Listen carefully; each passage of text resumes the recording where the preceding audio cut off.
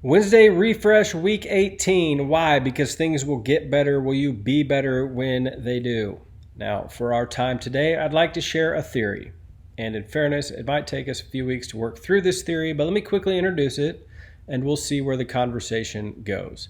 So I believe every human heart has some basic motivational drive that gets us out of bed in the morning.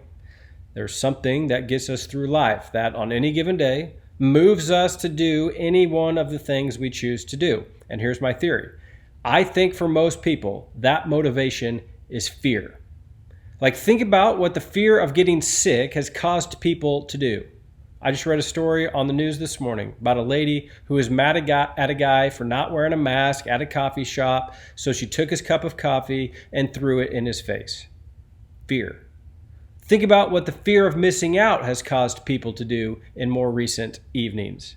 Riot, loot, steal, violence.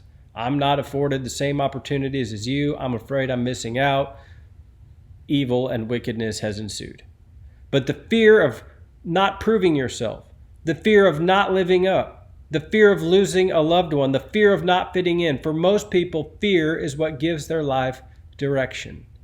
Now, as a pastor, I've learned that religions of the world tend to aggravate that fear. Because for all the religions of the world, God is out there or up there, and we have to reach him. Of course, every religion is quick to tell us how. If you want to reach the divine, Buddhism says the Eightfold Path. Islam says the 5 pillars. Judaism says the 10 commandments. Confucianism says filial piety. That's how you can earn God's favor. However, do you see how those things just increase the fear? Because you don't want to lose the divine, and you don't want to miss out on God, and you don't want to fall short of his blessings, and so it's fear that drives you to strive and toil and work.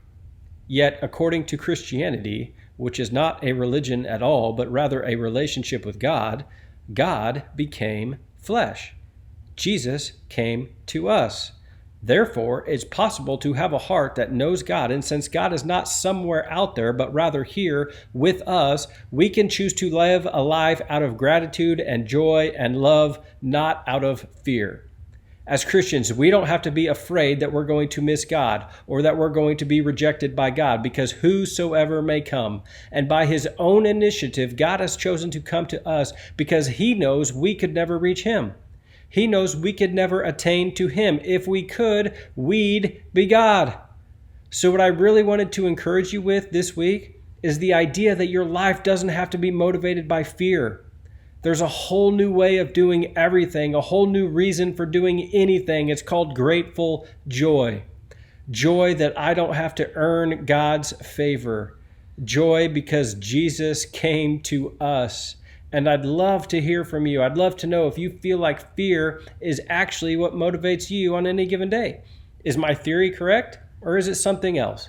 And if it's anything but joy that motivates you, do you think you can get to a place of joy? Let me know.